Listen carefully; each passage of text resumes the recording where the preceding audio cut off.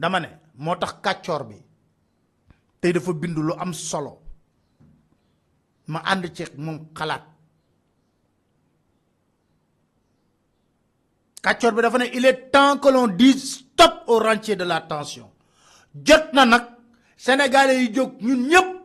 jàkkaarloog ñi nga xam ne ci pëccëxoo ci tension rek la ñuy dundee defanteeg ñoom nag li des pour ñu dem ay élection. Ce pays que nous avons en partage a tant souffert ces 2 dernières années waay ñaar ba ñetti at yii ñu romb Sénégal sëngéem na jooy sénégalais yi ñu leen di tëj di leen toroxal di leen mate di leen doree grenade yoo xam ne ci guerre lañ koy def loolu yépp Sénégal dund ko ñenn ne miig noppi toog seeni ruq. Il a traversé des zones de turbulence avec des dizaines de morts en plus de dégâts matériels considérables. Sénégal dem ba ñuy wax ne day nërmeelu bakkan yi di rot suuf si mandi deret ñu yàq fi dégâts matériels yu bare kenn mënu ko xayma ci lu ñu yàq Sénégal gi dund loolu yépp. L'hymne des diétistes Pape et Cheikh appelant à ne pas agiter la pirogue Sénégal afin qu'elle ne chavire lors de la présidentielle de 2001 demeure plus que jamais d'actualité avec cette présidentielle dont le coup d'envoi de la campagne électorale a été donné il y a 2 jours. mu ne yéen a ngi fàttaliku way wu rëy wi nga xam ne Pape et Cheikh defoon nañ ko bu leen wengal gaal gi 2001 bu leen wengal gaal gi géej gaa ngi nii dafa sàmbara way wu rëy woowu Pape Cheikh wayoon nee na way wa yàgg na de kàccoor bi nee na waaye nag tey jii nga xam ne tàmbali na ñaari fan ci campagne bi la gën a noon way woo xam ne war nañ ko yuuxu wayaat ko ci kaw mu jolli.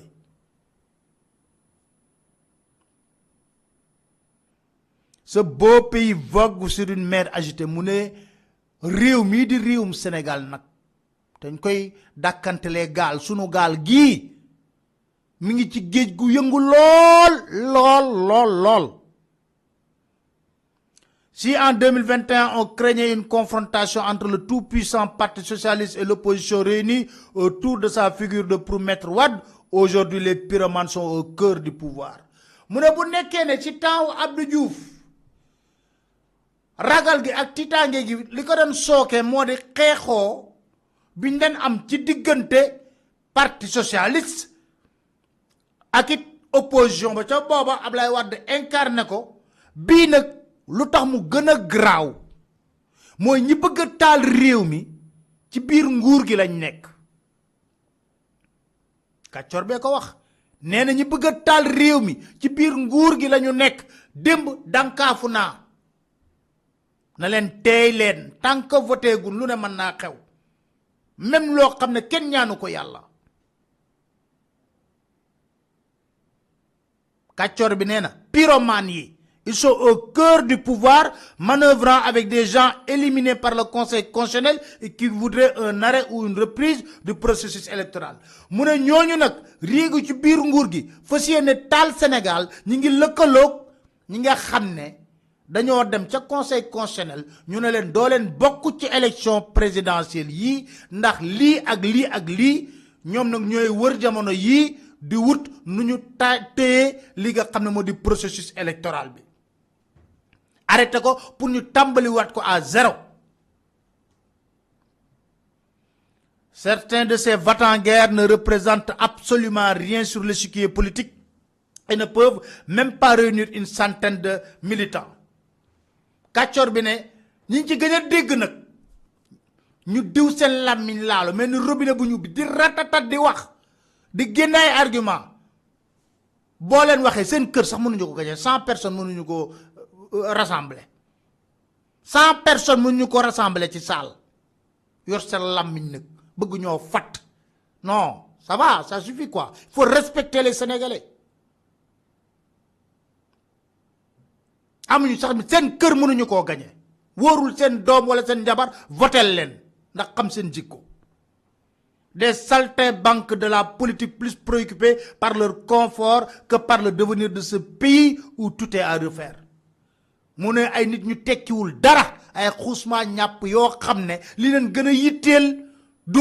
réew mi ñu jël ko tabax ko defaraat ko waaye ñoom nañu toog seen gundaanaat aj seen tànk lii la rek di toog muy dox loolu lañ bëgg a dundee non. C'est symptomatique que tous les candidats à cette présidentielle parlent d'une réconciliation.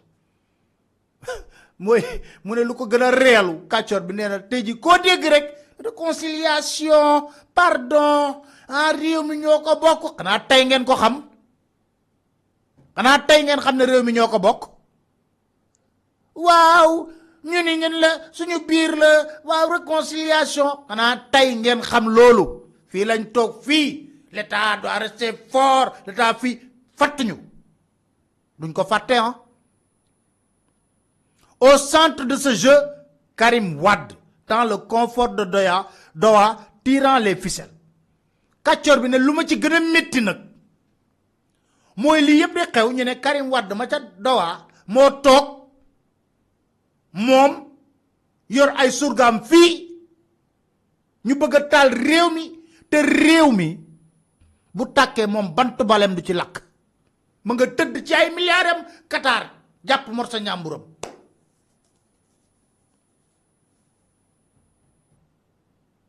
nekk ci jàmmam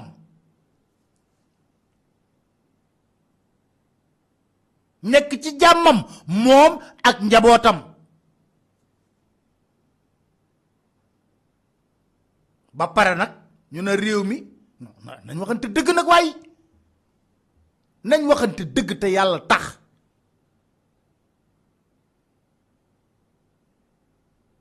puusoo paasoo.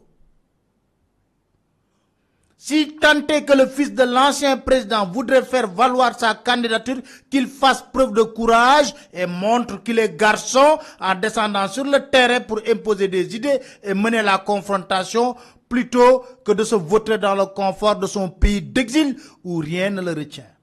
Kàccoor bay wax de nee na bu nekkee ne Karim Wade la muy wax dëgg la ci moom ci candidature am na wane na góor la na wit fit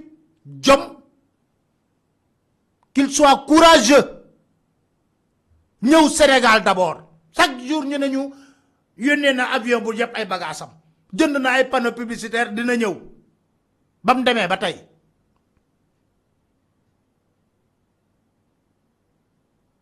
kàccoor bi ne ko qu'il fasse preuve de courage et montrer qu'il est garçon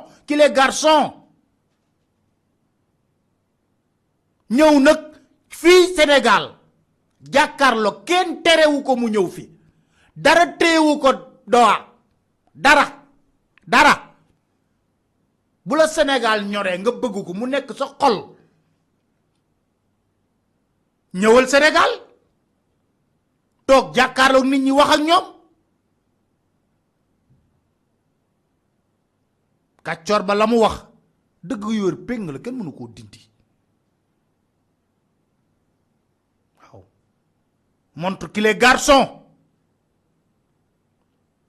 Ce, au lieu de déléguer la responsabilité de mener le combat à des gens dont la seule arme jusqu'ici demeure leur grande gueule, leur capacité à nuer des intrigues.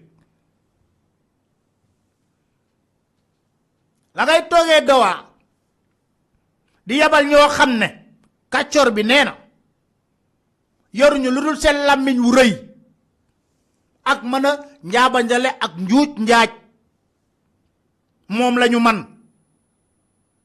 waay bu nekkee ne Sénégal moo tax ngay ngar rek depuis Doha ñëwal Sénégal gii toog xeex en plus tu es jeune day moroomu jeune rek a fi nekk di xeex Déthié Fall Ousmane Sonko Abdourahmane Diouf Bougane keneen ak keneen taxaw di xeex yow délégué xeex rek ah Abdoulaye Wade sa jur na doomam Abdoulaye Wade jàmbaar la woon de góor gi sa jur na doomam Ce pays a besoin de tourner vite la page de la présidentielle qui ne doit pas être hypothéquée par des calculs politiques de gens du pouvoir avec des considérations toutes personnelles ou des considérations épidermiques. Kàccoor na leen réew mi dañoo war a tourner page présidentielle bi waruñoo nangu benn yoon ay nit am seen propre agenda ak seeni calcul politique wala ñu am seeni considération personnelle di xeeb diw di ñàkk weg diw ba pare nag taxaw di wax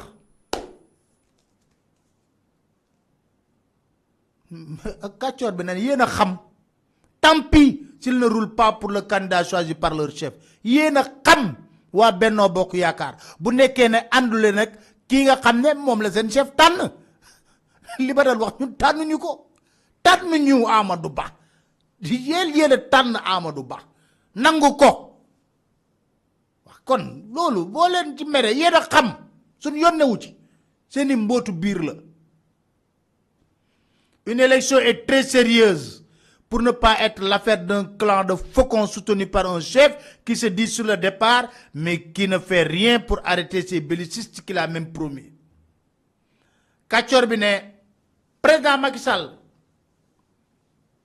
faaw ñu wax la nag ne élection ak li fi xew jot a xew yépp demin bi na rafet na demin bi rafet. waaye tey jii dañoo jaaxle lool boo ñuy wax ne dangaa doyal sëkk dangaa bëgg a dem te ñuy ubbi seen gémmiñ yépp di wax foko yi wax yépp yaa leen ngemb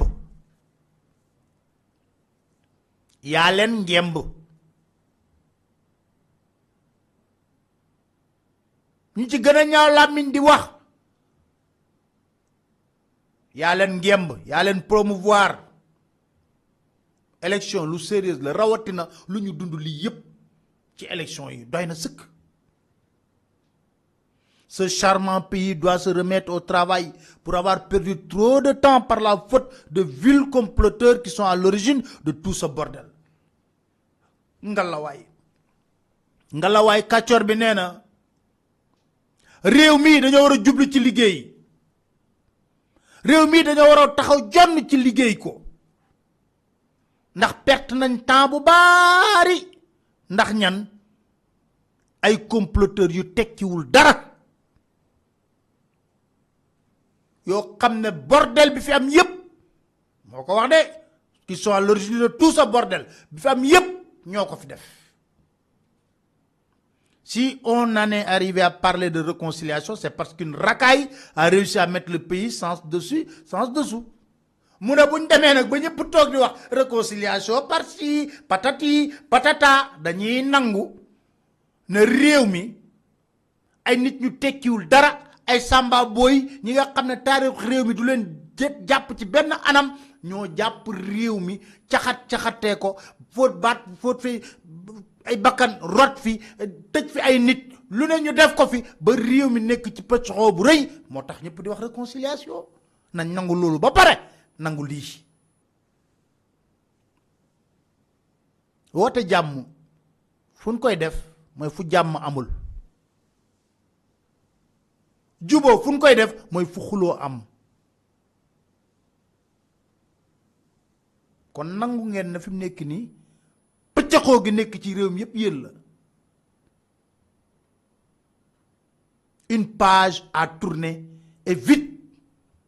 dañ sonn il faut respecter les Sénégalais on est fatigué mais xanaa boo dul dara tax réew mi fi mu nekk nii yéen a gën a xam ne lépp a bloqué yéen nekk ci état bi yéen a ma gën a xam ne lépp a bloqué mais homme d'affaires yi doo leen yërëm ñaata weer ñu bloqué seen lépp mënuñu fonctionner ci dara ku fi indi investisseur mu ne la baax na dara doxul Sénégalais yi di kolkolaan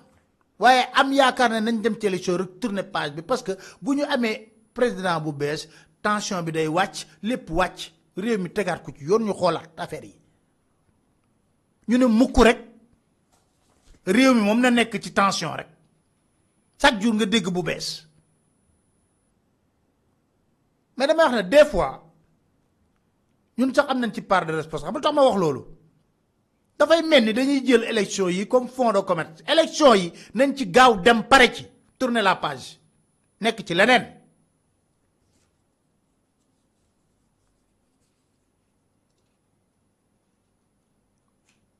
voilà et puis c'est tout nañ fi nekkaat di dundaat ay affaire yoo xam ne kenn xamul nan lay demee kenn xamul nan lay demee kenn mënu la koo wax bon faut faire face à ces vulgaires comploteurs duñ ci d'accord